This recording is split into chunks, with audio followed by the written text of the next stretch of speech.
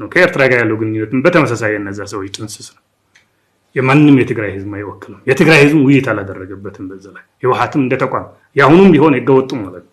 ነሐሴ 3 የተቀበለው ይሄ ምዝገባው ወስዶ በአዲስ ወንጀለኛ ነኝ ብሎ የተመዘገበ ህወሓትም ቢሆን አባሉ ሳይወያይበት ነው በግለሰቦች የሚደረግ ስለሆነ ፍጹም አይጠቅምም የሚል እምነት ነው ያለን።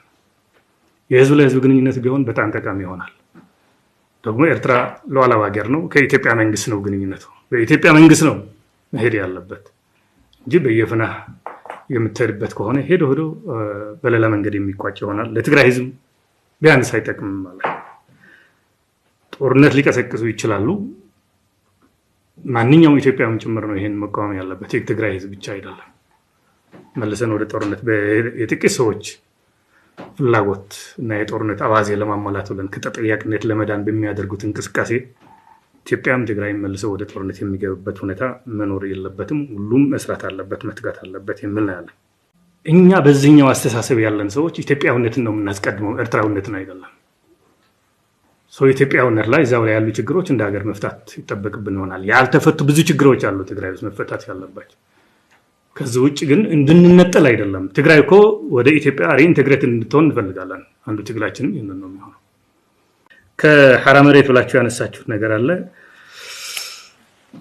የትግራይ ሰራዊት አባላት የሆኑ ወደ ቤተሰባችን አንተኩስም፣ እናቴን፣ አባቴን፣ ወንድሜን፣ እህቴን አልገልም ብለው አሁንም ቢሆን ተኩስ እየተባለ ስለሆነ ማህተም ለመንጠቅ ሰው በጥይት ይገደላል ትግራይ ውስጥ። ማህተም ለመንጠቅ ቢሮዎች በመዶሻ ይሰበራሉ ትግራይ ውስጥ። ሰዎች ያላግባብ ይንገላታሉ ትግራይ ውስጥ። ይህንን ድርጊት በመቃወም ከጥር 15 ነው ኮሮና ከዛ በላይ ብለው የወሰኑ ኃይሎች ስላሉ የነዛ ቅድም ያልካችሁ 4 ሰዎች ፍላጎት ለማሟላት የወሰኑት ውሳኔ ወደ ኃይል ስለገቡ የትግራይ ሰራዊት አባላት ደግሞ ይህንን ውሳኔ ተግባራዊ ለማድረግ ተሳታፊ አንሆንም ብለው ለላማራቂ የወሰዱ ነው። ዓላማቸው ትክክል ነው ብዬ አምናለሁ። እንደግለሰብ አቋማቸውም ትክክል ነው ብዬ አምናለሁ። መንግስትም በኃይል የተጣለ ስለሆነ መንግስት ለመጣልም በኃይል በአመጽ ለመጣል አንሳተፍም ጭምር ብለው ነው የወጡት። ዓላማቸው ትክክል ነው፣ የያዙት አቋም ትክክል ነው ብዬ አምናለሁ። ነገር ግን ከፓርቲያችን ጋር ምንም አይነት ግንኙነት ያላቸው በእርግጠኝነት መናገር የምችለው ጀነራል ጻድቃን የዚህ አስተሳሰብ ደጋፊ ነው። ይበቃል።